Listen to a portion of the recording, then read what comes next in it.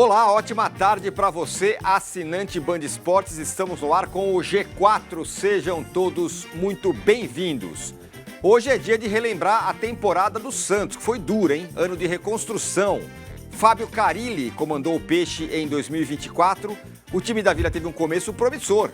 Chegou na final do Paulistão e por pouco não ficou com o título. Até ganhou o primeiro jogo, mas o objetivo principal acabou sendo alcançado. A meta era conquistar a Série B e retornar à elite do futebol brasileiro. E ela foi cumprida, essa meta. Entre altos e baixos, o Santos voltou para onde, como a gente diz, nunca deveria ter saído. O clube vai jogar a Série A. Para falar sobre o Santos, estão aqui comigo Paulo Massini. Olá! Alô, Santos querido. Santos, terra gosto. onde me formei, morei 3 anos e pouco lá, tomei muito banho naquele chuveirinho da praia, porque a coisa tava feia. Coisa Sejam linda. bem-vindos. Arnaldo Ribeiro. Sim, senhor. Rodrigo Vessone. Boa tarde a todos. E hoje com um convidado mais do que Agora especial, sim. que vai aparecer no seu telão aí. Cadê ele? Olha ele aí.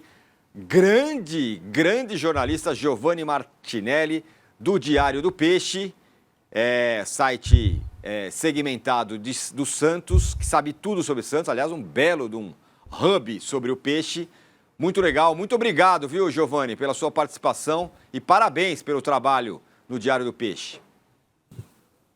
Boa tarde, Tirone, boa tarde, Vessone, Massini, Arnaldo, é um prazer revê-los e eu agradeço aí pelas palavras e vamos falar bastante de Santos aí, que teve um 2024 com altos e baixos, mas falaremos muito sobre isso. Falaremos bastante sobre esse especial do Peixe, vamos falar toda a trajetória do Peixe. Bom, vamos começar fazendo o quê? Mostrando uma tela com as chegadas dos jogadores do Santos em 2024. Olha lá. Chegaram o Gabriel Brazão, o Rainer, Pós-rebaixamento, né? o Reformulação Aderlan. completa, né? Oi? Pós-rebaixamento, reformulação completa para 2024. É um Isso time mesmo. inteiro novo. Gabriel Brazão, Rainer, Aderlan, Rodrigo Ferreira, Escobar, Jorge, Gil, Patrick. João Schmidt, Diego Pituca, e esses aí fizeram muita diferença no time. Juliano, Serginho, Casares, Guilherme, Otero e Pedrinho. O Santos fez uma reformulação total no seu time para poder voltar para a primeira divisão, coisa que conquistou no fim das contas. A gente na época até elogiou porque foi rápido, lembra? Foi rápido. Vários caras estavam livres no mercado, depois Giovanni pode até contar um pouco mais, mas ele começou a agir muito rápido, foi fechando. Quem que tá livre aí? Juliano tá livre? Vem aqui. Gil tá livre? Vem. William Bigode? Vem. Então ele começou a montar muito rapidamente um elenco de vários caras até um pouco acima da idade, mas sabendo que era um calendário mais tranquilo. Você tinha a Série B e o Campeonato Paulista, faria 50 jogos e se chegasse na final 54, foi exatamente o que aconteceu, que é uma temporada meio quase que europeia de 54 jogos numa temporada. Mas eu me lembro bem, a montagem foi rápida, né? Montagem foi rápida. Aliás, vou ouvir o Giovanni já sobre isso. Mas antes vamos colocar aí os resultados do Santos em 2024. O que conquistou o Santos, como foi o Santos no ano. Olho na tela. Cadê? O Santos fez 54 jogos, teve 30 vitórias, 10 empates e 14 derrotas. Foram 79 gols marcados e 46 gols sofridos. Ele acabou vice-campeão paulista e campeão da Série B. Calendário super enxuto, né? A gente até falava disso no início. Além do time novo, poucas competições. E aí a gente vê o número de jogos comparados com outros clubes que a gente tem feito uma retrospectiva da temporada. Dois campeonatos só, fora da Copa do Brasil, fora das Copas Sul-Americanas e tal. Paulista e Série B. Foi o calendário do Santos 2024. E um detalhe, como eram 7 clubes paulistas da Série A, na Série B, a logística para o Santos ficou muito fácil de viagens. Ou seja, todos os jogos do Paulista, os 16, obviamente, Campeonato Paulista, foram em São Paulo.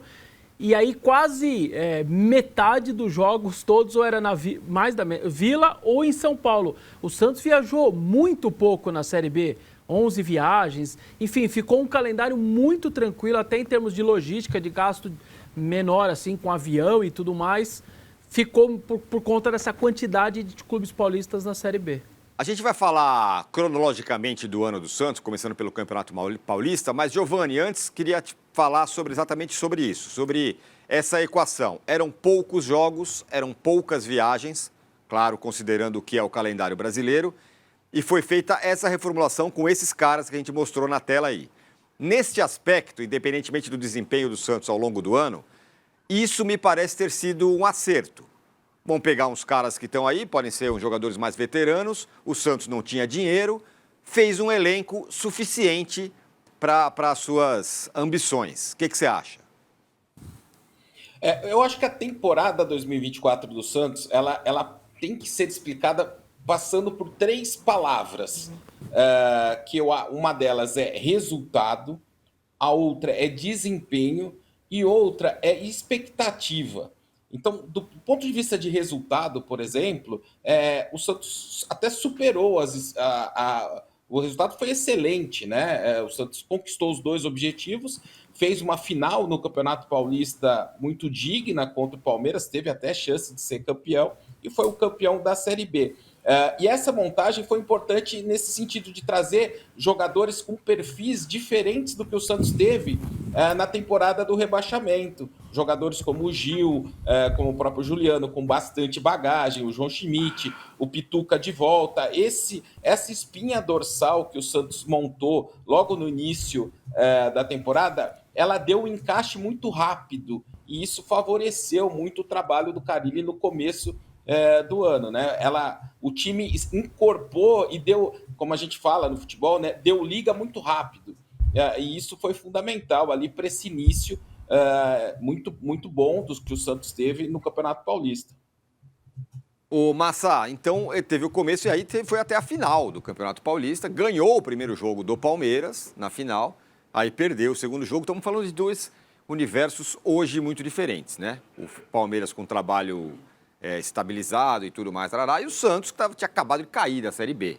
Então, nesse aspecto, ter chegado à final e ter endurecido até contra o Palmeiras, nada mal. Mas não tem a menor dúvida disso. Acho que o maior mérito versa inteligentemente nosso querido Luiz. Já matou a charada, foi agir rápido e montar um time com característica e especializado, um time próximo daquilo que ele ia enfrentar na Série B. E o Campeonato Paulista é um pouco isso, né?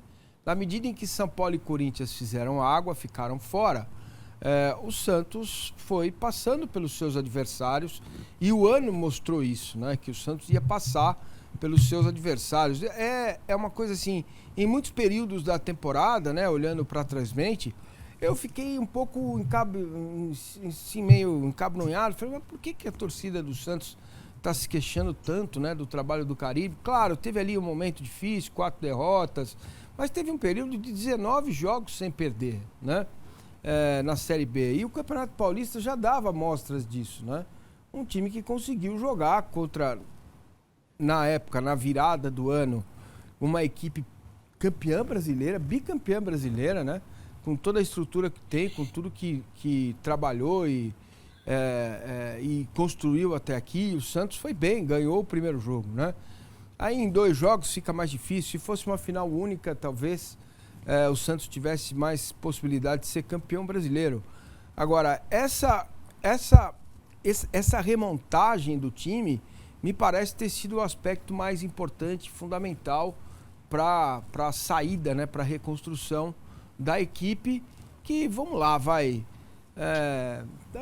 qual momento da temporada que o Santos sofreu, né, para subir? Não foi uma... E nós estávamos preocupados, nós não, eu, né, porque a Série B, de alguma forma, ela se tornou também competitiva, né, mais do que era anos atrás. E o Santos conseguiu, teve esse jogo contra o São Bernardo do Morumbi, que foi emocionante, né? A torcida do Santos foi em peso, foi um negócio muito legal mesmo. Meio que um abraço, né? De novo, de uma reconciliação com o torcedor. E aí fica essas questões semânticas, o DNA do Santos, é o time que joga isso, que joga aquilo. Cara, o que o Santos precisou fazer no ano ele fez, cumpriu bem feito. O Giovani se divide bem aí e para falando do resultado, você tem 2 competições, um é campeão, outra vice. Então, eu acho que em termos de resultado ele tem razão. Eu queria que o Giovani falasse como foi na comunidade santista, enfim, no torcedor do Santos, Giovani, como que o santista recebeu o vice-campeonato. Eu, pelo menos, não me lembro ali de revolta, nada. Obviamente, ninguém quer perder uma decisão para o rival, enfim, enche o saco, irrita e tudo mais. Mas eu não me lembro de revolta, era um sentimento quase de que, olha, voltamos a ter um protagonismo aqui no futebol paulista. Foi mais ou menos isso daí? Ou teve, sim, torcedores revoltados, chateados, achando que dá? Houve ali uma bad ali de alguns torcedores. Você lembra como foi a relação do santista com o vice-campeonato? A relação com o santista foi assim, de alguns torcedores, até alguns dirigentes, né, comemoraram o vice, e isso incomodou os torcedores. Não que eles ficaram revoltados pela derrota para o Palmeiras, que acho que a grande maioria entendia que o Palmeiras estava num momento diferente, né? Tá alguns estágios acima do Santos. Teve o lance de exibição do troféu, não teve? Isso. Então, assim, o torcedor foi contra essa história de comemorar o vice. Não criticou, claro, reconheceu. A campanha foi excelente. O Santos, na campanha, ganhou o clássico contra o Corinthians, ganhou o clássico contra o São Paulo, ganhou o clássico contra o Palmeiras no primeiro jogo, então ganhou dos 3 grandes. Teve até um tropeço ali, tropeço não, né? Que ele classificou um jogo ruim, que foi o jogo contra a Portuguesa nas quartas de final, que foi para a disputa por pênaltis, mas a semifinal contra o Red Bull Bragantino na Arena Itaquera, na Neoquímica Arena, foi uma partida muito boa do Santos, né? Ganhou do Red Bull, que era um time de Série A, né? E o Santos não era no início do ano. Então, assim, a campanha foi muito boa, superou as expectativas, que é a outra palavra que eu falei ali no começo, né? Superou as expectativas do torcedor, só que ninguém quis comemorar o vice, né? Valorizar o vice. E o Santos chegou a publicar uma nota oficial, alguma coisa nesse sentido, dizendo que era o primeiro time rebaixado para a Série B, que no ano seguinte chegava na final do Campeonato Paulista. Então, essa glamorização do vice foi uma coisa que incomodou bastante a grande parte da torcida. Não vamos ficar chateados, legal, superou as expectativas, mas também não comemoraram um vice-campeonato. Agora, claro, né, não vai comemorar o vice-campeonato, acho que não é o caso, mas estamos falando de um campeonato que o Corinthians e o São Paulo não chegaram nem perto de disputar com o Palmeiras. Nem na primeira fase, nem na primeira, exatamente. É que, assim, né, a questão de comemorar o vice é uma imagem, é um simbólico, né? Eu acho que a chegada à final, o encaixe, o jogar de igual para o Palmeiras, vencer a primeira partida do Palmeiras jogando bem, ele deu o alento para a principal coisa da temporada, que era subir para a primeira divisão. Acho que o importante para o início de temporada do Santos era dar um sinal de que a volta seria uma questão de ritual de passagem, né? 38 rodadas para voltar. E eu acho que esse... É claro que o Giovani daqui a pouco vai entrar no resto da temporada, e mesmo tendo só o Brasileirão na Série B, mesmo não correndo grandes riscos, como disse o Massini, existiram solavancos, né, na campanha do Santos, mas acho que o Paulistão deu o sinal que o time, a reformulação, o técnico, a base de jogadores era suficiente para subir para a próxima etapa, para a volta à Série A do Brasileiro. E acho que o perfil, o Vessone falou isso no começo, né, Giovani? O perfil dos jogadores mais rodados, ele talvez tenha facilitado, e competitivos, né? Talvez ele tenha facilitado o encaixe inicial e também facilitado o processo de acesso para a Série A. Agora, dos jogadores ali, dos tarimbados contratados, qual que você considera que se deu melhor, de início e até o final da temporada? Desses nomes mais graúdos. Mais Gil, fundamental, né? Mais fundamental deles. Gil, Juliano, William, todos esses. Qual que você... Otero também, que teve participação importante. Qual é o seu, Marcinho? Posso já? Pode? Pode. Quem segura agora? Giovani é o nosso aqui, né? Sabe qual é o meu? Juliano. Pra mim foi o termômetro desse time do Santos, o cara mais importante do Santos na temporada. Fala, Giovani. No Paulistão Massini, foi. eu usei... Mas, Eu usei, inclusive, essa palavra que você usou, termômetro. E depois, quando a gente entrar na Série B, a gente vai falar bastante sobre isso. Que, assim, quando o Juliano jogou bem, o Santos jogou bem. Mas eu diria que, para mim, talvez o grande destaque tenha sido o Gil, porque o Gil foi totalmente regular em toda a temporada. O Gil participou de praticamente todos os jogos do Santos, mesmo com dores, mesmo incomodando.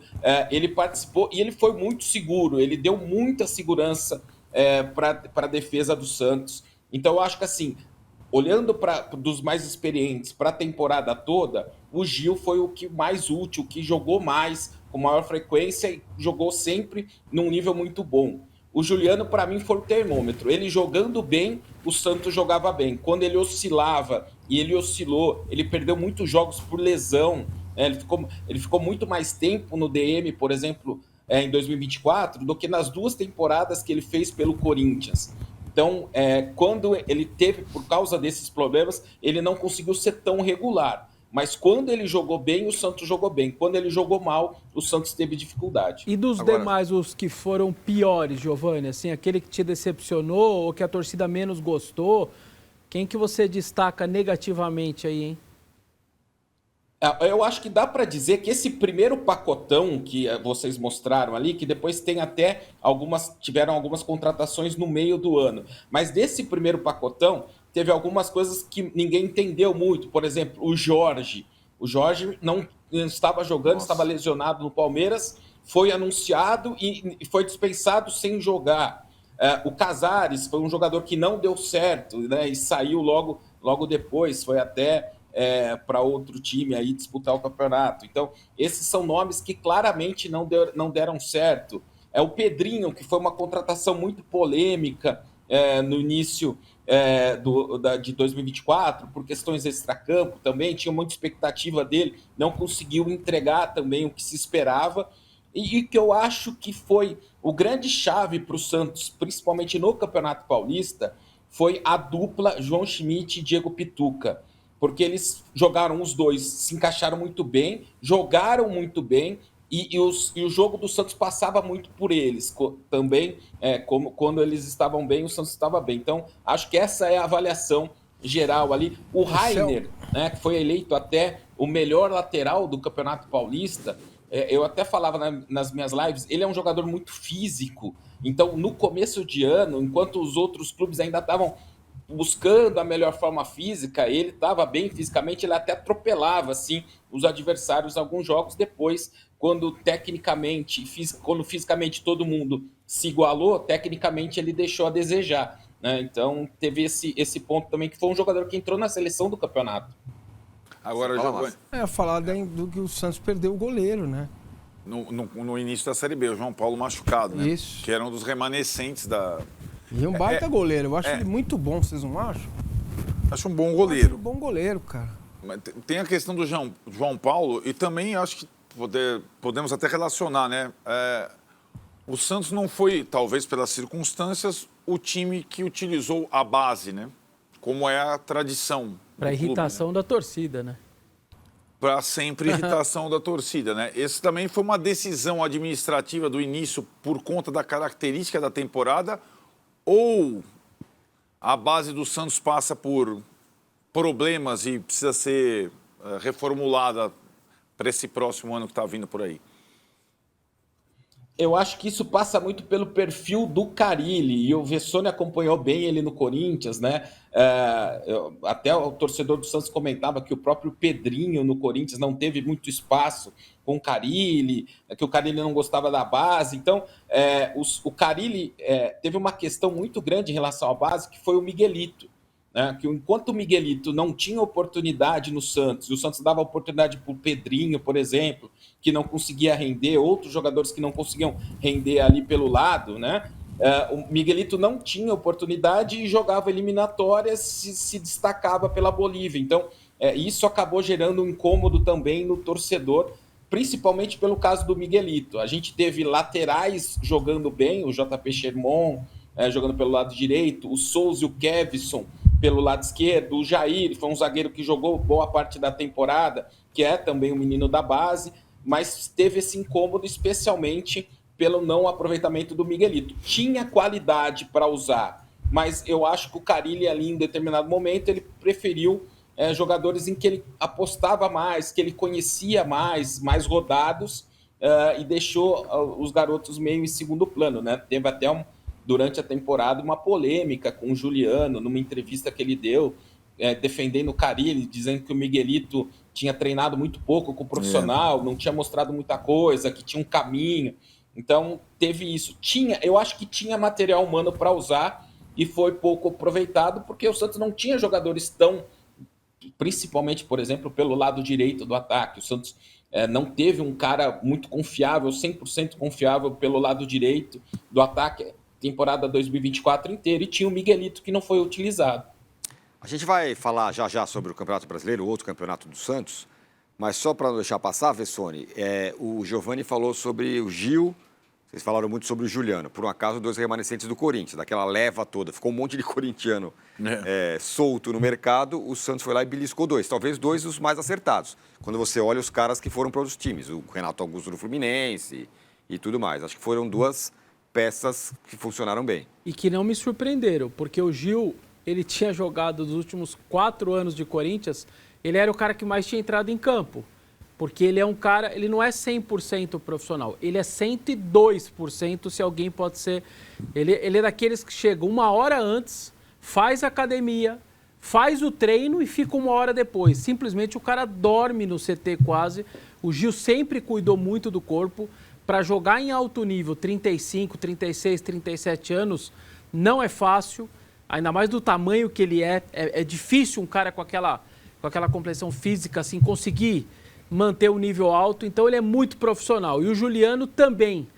Então não me surpreende que, por mais que ele possa ter uma dificuldade ou outra física, o Giovani falou aí das lesões e tal, o que é um pouco inerente aí do que o jogador... Ele também é um cara muito profissional. Eu acho que o Santos conseguiu pegar 2 caras ali que conseguiriam ajudar. Os 2, o Gil mais dentro de campo e o Giovani, perdão, e o Juliano até com a cabeça, com aquela coisa de conversar com a molecada. Ele é um cara muito bom de grupo, enfim, e que ajuda bastante. O Massa citou o Morumbi lotado e tudo mais, e foi uma cena bonita. Tenho 2 dúvidas aí que o Giovani poderia nos ajudar. Uma, depois teve também a semifinal, né? Na Neoquímica Arena, a torcida do Santos adorou ter ido a Itaquera, ter visto como é o estádio, enfim, a arena.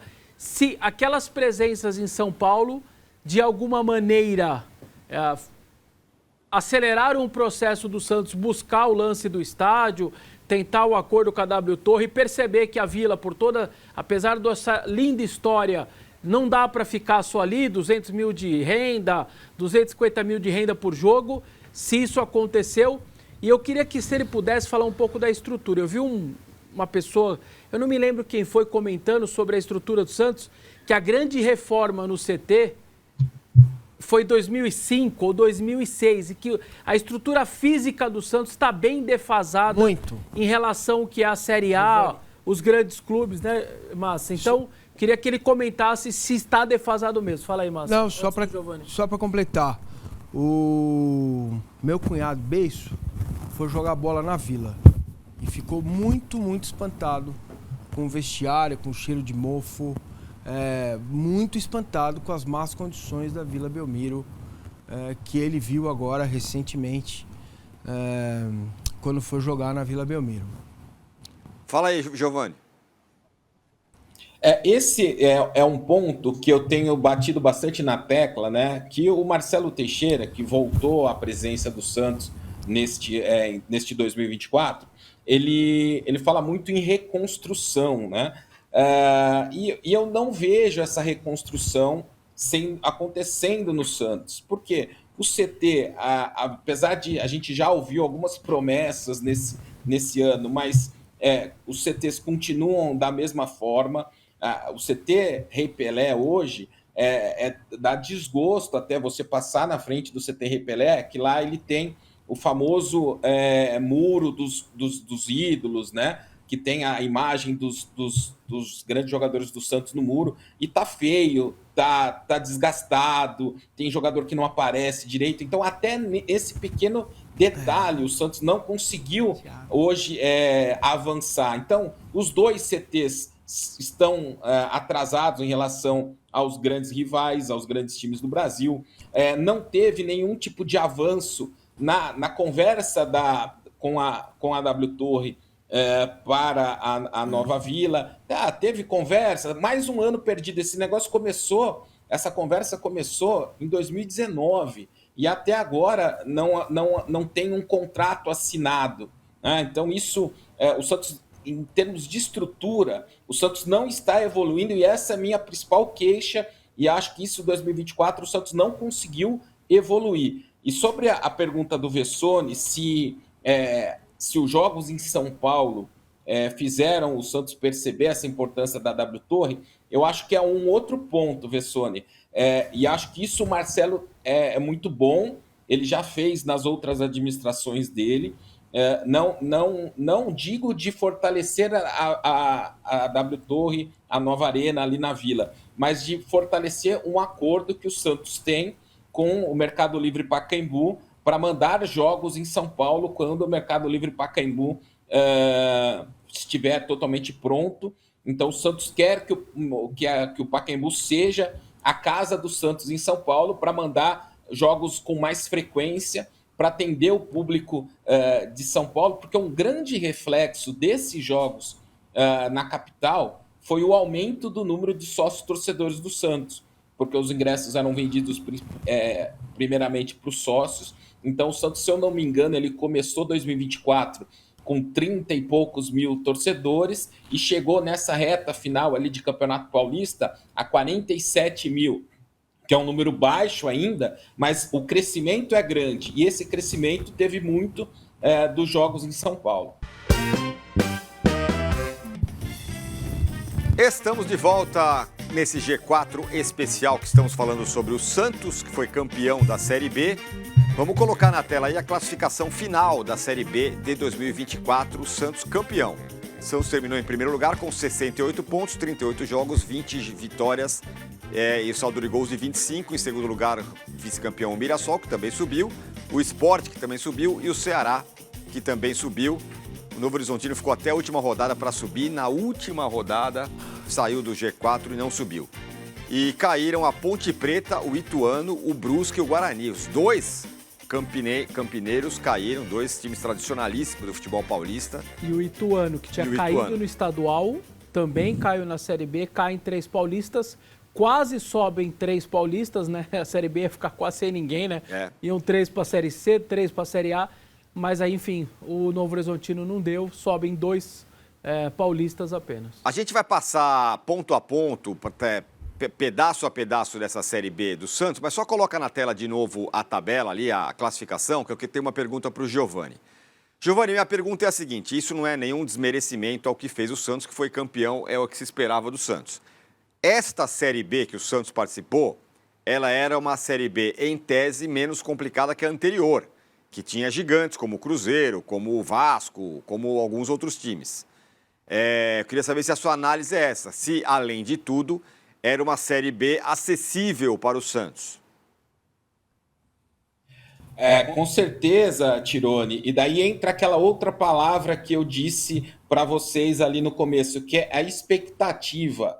A expectativa do torcedor do Santos no começo do ano era não cair no Campeonato Paulista, vindo de um rebaixamento da Série B, da Série A para a Série B, porque o Santos nos anos anteriores tinha brigado para não cair até a última rodada do Campeonato Paulista.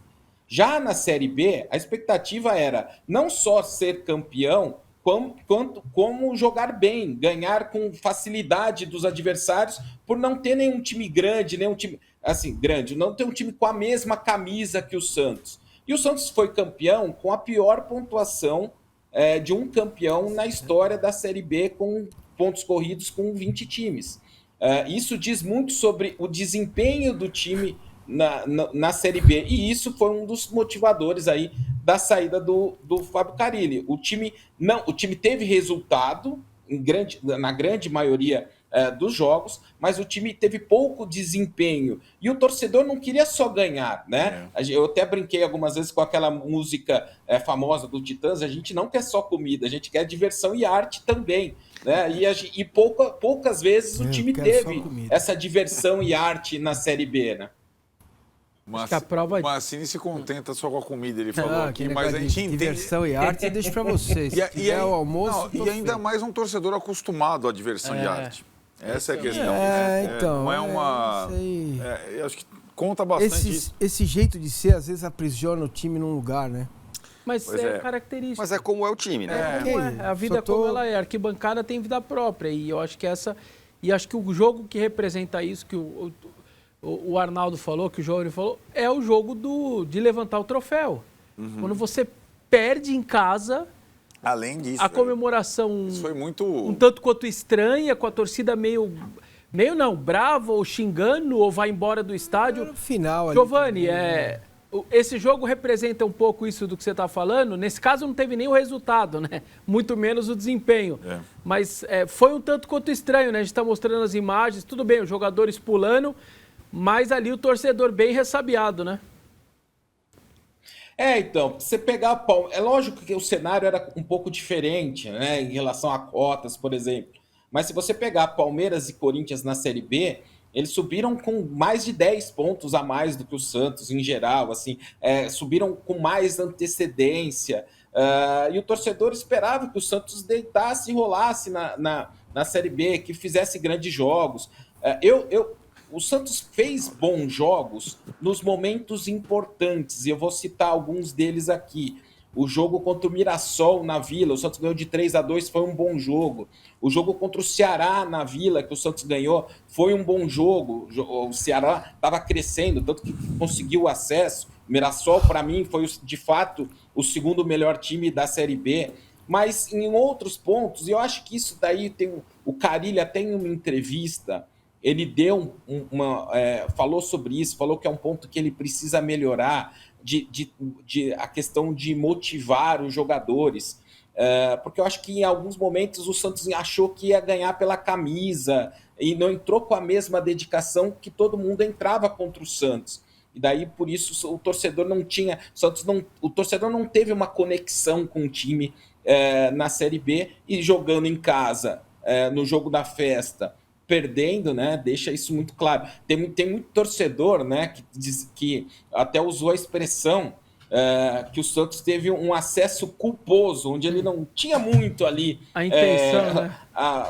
A intenção de subir, mas como o nível não era dos melhores, como eu disse, é o pior campeão da era dos pontos corridos com 20 times na Série B, como o time não... O Novo Horizontino, por exemplo, nas últimas rodadas, ele entregou a paçoca, né? Vamos dizer assim. Então, o Santos subiu muito ali também pela fragilidade de alguns adversários. Isso incomodou o torcedor. O torcedor queria ver um time jogando de uma forma diferente, conquistando um acesso de uma forma diferente. Agora, ainda sobre isso, Giovani, queria fazer a sua análise no seguinte sentido.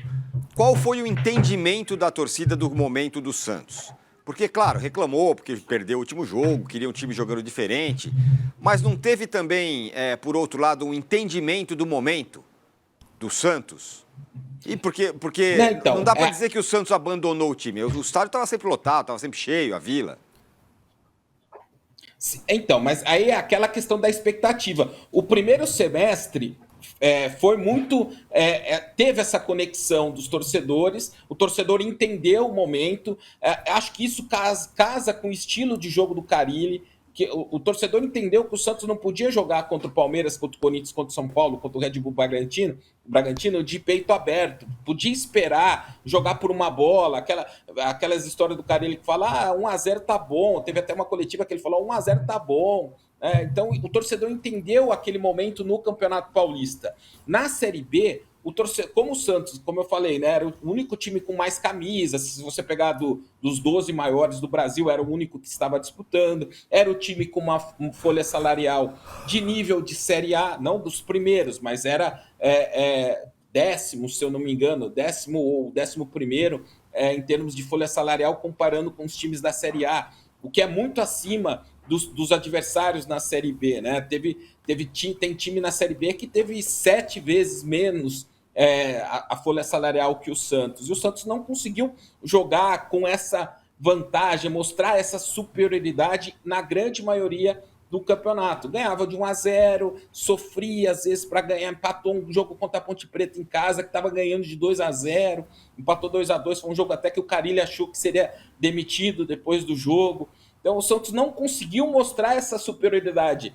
Volto na questão da expectativa. A expectativa do torcedor era essa, né? Era subir, mas subir com tranquilidade, jogando bem, e essa parte da expectativa não aconteceu. E daí ele ficou um pouco frustrado. E por incrível que pareça, talvez o Paulista tenha atrapalhado, entre aspas, porque ao você passar onde o Corinthians e São Paulo não passou, ao você ganhar o primeiro jogo do Palmeiras e ser um vice-campeão paulista, aquilo talvez aumentou uma expectativa que não era para ter aumentado. Pô, esse time encara.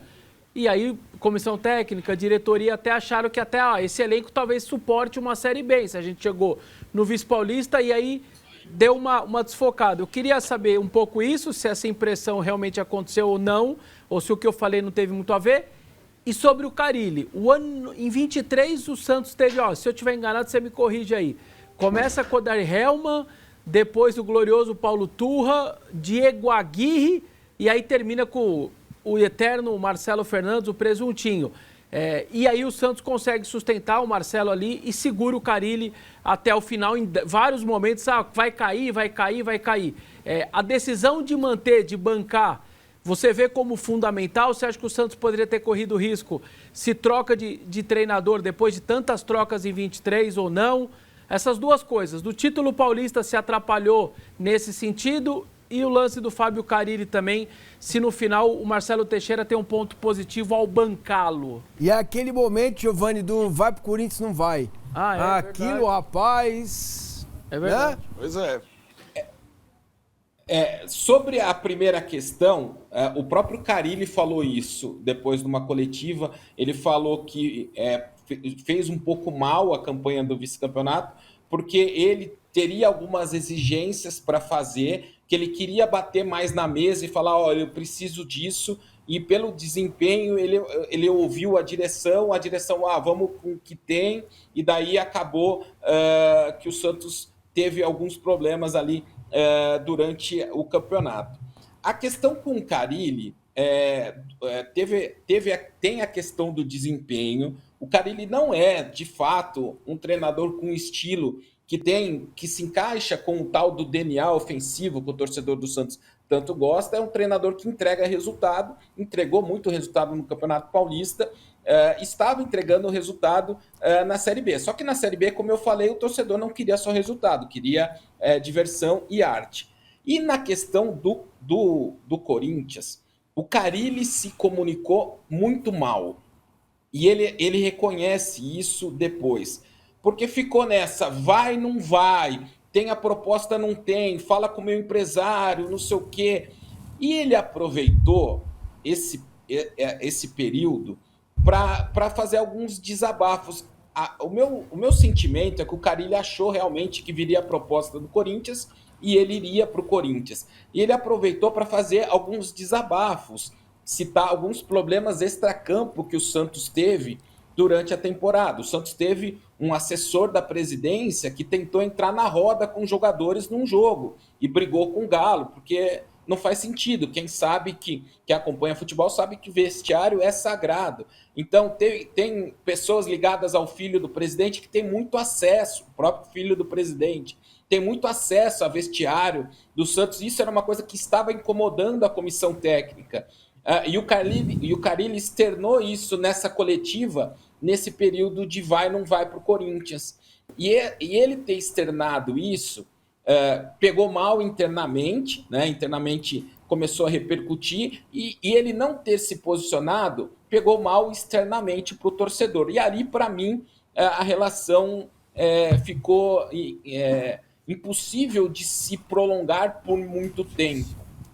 Eu acho que foi isso. Ele teve um problema interno e teve um problema externo que ele criou com a torcida.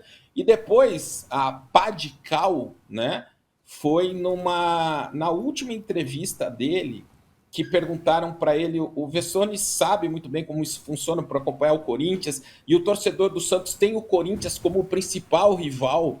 E na última entrevista dele, ele falou assim, alguém perguntou da pressão que ele estava sofrendo, com os torcedores vaiando ele em todos os jogos, ele saindo correndo assim que acabava o jogo. Aí ele falou assim, Ih, pressão? Isso, vocês não viram nada. Isso aqui não é pressão. Pressão é lá no Corinthians. Né? Tipo assim, mais uma vez ele colocou o Corinthians como muito acima do Santos. Né? Isso para mim foi a grande pá de cal ali para selar a demissão dele. Agora, Massa, fato é que, embora tenha subido com o Corinthians, essa relação foi sempre meio água e óleo, né? Parecia que era um corpo meio estranho ali, o Carille dentro do Santos. Eu imagino que o Marcelo Teixeira,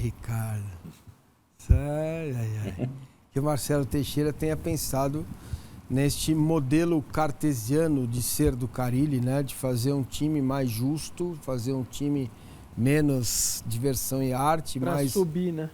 Aquele arroz com feijão e aquela pescadinha bonitinha que sai ali, né? Uma salada, alface, tomate, cebolinha, pronto, você fecha o almoço. Imagino que ele tenha pensado nisso, imagino que ele tenha organizado o time para ter um treinador com essa característica. Pra gente, o resto serve muito pouco. O que o Santos precisava fazer, fez. Se fosse em quarto, em 4,5, em terceiro, em segundo, essas questões de, o Giovani pontuou, acho interessante, né, naquilo que o torcedor do Santos comemora, ou não, ou fica bravo, porque foi a menor pontuação. Que se dane a pontuação, cara. O que o Santos, um time desse tamanho, precisava era voltar para a Série A. Entendeu? O resto, como diz um grande amigo meu, Arnaldo Ribeiro, que usa cabelo sintético. O resto a gente deixa para depois, a gente vê depois, não é isso que ele fala? Entendeu? Vê depois, e ver depois mesmo. O objetivo do Santos foi bem conquistado, bem traçado, entendeu? O trabalho funcionou, aquilo que esses caras tiveram como meta, chegou, alcançou, né? Aí a beleza do quadro, qual é a beleza do quadro daqui 20 anos, quando a gente for olhar para o brasileiro de 24 e não ver o Santos? Dane-se. Mas daí, né, entendeu? Eu acho que a inabilidade do Carille com as palavras, e foi assim que ele saiu do Corinthians também. Ele tem uma questão, uma dificuldade de comunicação grande. Aliás, não só ele, vários treinadores, a gente fala sobre isso sempre. A inabilidade dele inviabiliza a permanência dele para tocar o projeto Série A. Então, você passa o ano inteiro na Série B com o seguinte objetivo: vou para a Série A e aí vou estar entre os grandes novamente. Sim. E aí ele não vai, como os caras, não vai poder saborear o filé. A gente fala bastante sobre isso, né? Sobre como é importante a comunicação. Claro. Da forma como os clubes estão, e o Santos não é diferente, trancados, fechados às 7 chaves. Quando a gente observa um profissional que veste a camisa do Santos, profissional do Santos, e ele fala, ele dá entrevista, participa da coletiva, essa comunicação tem que ser estratégica, bem pensada, porque senão você joga o teu trabalho no lixo, e foi isso que ele fez. Você falar pro torcedor do Santos que pressão é no Corinthians, o cara, e aí, sei lá o que ele faz. Assim... Vai lá, Giovani. Não, eu até falei várias vezes sobre isso, essa questão do Carille, que eu sentia muito por ele, assim, porque o Carille parece para mim um cara muito sério, um cara muito trabalhador, um cara honesto, né? Coisas que é difícil a gente acabar vendo muito no futebol. E ele, no Santos, ele pegou o Santos em 2022, o Santos na zona de rebaixamento, e conseguiu levar o Santos para a 10ª colocação do Campeonato Brasileiro. Aí começa 2023, acho que é isso, eu sou muito, não sei se é do vídeo, mas acho que é isso. 2023, ele tem um desentendimento com o Edu Dracena, ele sai logo no começo do Campeonato Paulista e ele volta agora, vice-campeão paulista, campeão da Série B. Então, assim, ele teve em 2 passagens. Uma, ele salvou do rebaixamento e levou o Santos para a 10ª colocação do Campeonato Brasileiro. Na outra, ele foi vice-campeão paulista, deu a vaga na Copa do Brasil, que era um dos objetivos do Santos. O Santos não disputou a Copa do Brasil em 2024. e conquistou o acesso e o título da Série B. Só que se você hoje perguntar para qualquer torcedor, e eu vou falar qualquer torcedor do Santos hoje, você quer o Carille de volta em algum momento? A resposta vai ser não. E eu acho que isso não precisava. E isso foi provocado, claro, por declarações dele que colaboraram também com a falta de adequação ao que o torcedor estava esperando na Série B. Vamos colocar na tela aí, então, por fim, como foram os números do Carille no comando do Santos. Ele teve 53 partidas, 30 vitórias, 10 empates, 13 derrotas, 62% de aproveitamento. Não é um aproveitamento ruim, né? Pelo contrário. Claro, tem as condições. O cara jogou a Série B. Não, daria G6 no Brasil na Série A, mas é outra G6 se estiver jogando contra os times da Série A, né? Sim, o aproveitamento, o número, enfim. Mas, cara, o que tá ruim aí, cara? Não deu chapéu, não deu lambreta. Meu Deus, nossa senhora. Não era pra isso. A Série B também não é pra isso. Entendeu? Se a torcedor do Santos entra nessa vibezinha aí de vamos lá, olha aqui, não tá comigo, alô, Nilton Batata, Juari, João Paulo, é fogo no mulher do guarda. Isso aí na Série B não funciona, irmão. Só que eu acho, a gente sabe que ele poderia ter feito coisinhas pequenininhas que são boas, do tipo, não ficar falando Corinthians. Bom, pôr um menino ou outro da base, não custava pôr um menino ou outro da base, de vez em quando pôr ali, mesmo que às vezes o menino, a torcida gosta disso. Então talvez faltou ele se aproximar um pouco do que é o mundo santista, do que é o torcedor, e vai fazendo a parte dele em campo. E em campo ele ia fazer. Só que são pequenas atitudes que daria, talvez, né, Giovani, para entrar um pouquinho mais na mente do torcedor, além do resultado, do campo, da vitória, do empate ou da derrota. Tem dois casos clássicos disso, Vessori. Na lateral direita, que muitas vezes, com o JP Sherman, que é um menino da base, menino que foi seleção sub-17, teve convocação já para a seleção sub-20, que tem deficiência, claro que tem, que ainda é um atleta em formação, mas entrou e teve bons momentos, mas todo jogo, quando ele começava com o JP Sherman, ele trocava no intervalo, no começo do segundo tempo, pelo Rainer, e muito jogo ele começou com o Rainer, que foi um jogador que não tem esse histórico na base e não estava entregando o resultado. Falhou em vários jogos, né? E do lado direito do ataque, como eu falei, testou Pedrinho, Nacho La Quintana, e nenhum deles entregou. Então, assim, era uma posição em que ele poderia dar oportunidade para o Miguelito, né? E ele não deu essa oportunidade para o Miguelito. Então, esses dois casos aí, foi isso que ele poderia ter uma sensibilidade um pouco maior, assim, que o time estava com problemas nesse lado, né? Então, poderia ter um pouquinho mais de sensibilidade. Agora, Giovani, tudo bem, o Carille foi uma questão controversa, subiu o time, mas foi embora, não sei o que e tal. Mas tem algumas boas notícias, vai. A dupla de volantes do Santos foi um negócio muito legal, né? O João Schmidt e o Pituca. O Pituca, que já era santista, sempre se declarou santista. Existiram coisas legais nessa subida do Santos, além, é claro, da subida do Santos está de volta à Série A. Tem pontos positivos aí. Sim, o Gabriel Brazão é um goleiro que chegou desconhecido, tinha acho que 9 partidas como profissional na carreira. Ele entrou num momento difícil, quando o João Paulo sentiu a lesão contra o América Mineiro, começou de forma irregular, depois se firmou como aí um bom nome, já teve contrato renovado, teve os meninos que apareceram, como o Jair, por exemplo, que hoje é um jogador que tem propostas acima de 10 milhões de euros por ele, teve a dupla de volantes, por exemplo, teve uma questão com ela, tá, Tirone? O desempenho na Série B não foi o mesmo do Paulistão, né? No Campeonato Paulista eles foram muito bem.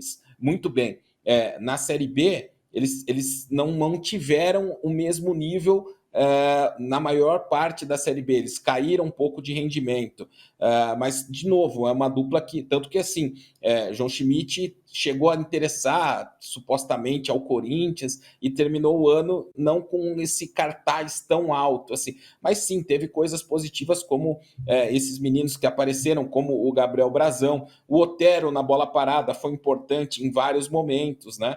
E de fato essa reconexão que teve com o torcedor de São Paulo no primeiro semestre, com jogos em São Paulo, mostrar que o Santos pode lotar o estádio, e daí o torcedor até fazia piada, né? Porque por grande parte da temporada, o recorde de público do Morumbi era um jogo do Santos, e o recorde de público da Neoquímica Arena na temporada era do Santos.